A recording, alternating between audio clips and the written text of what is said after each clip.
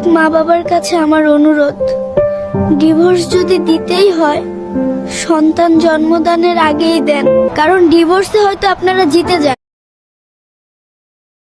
বিএনপির প্রতিজ্ঞা দেশের মানুষের কাছে, আসুন আমাকে ভোট দিতে হবে এমন কোনো কথা নেই। আপনার ভোট আপনিই দিবেন, যাকে ইচ্ছা আপনিই দিবেন, কিন্তু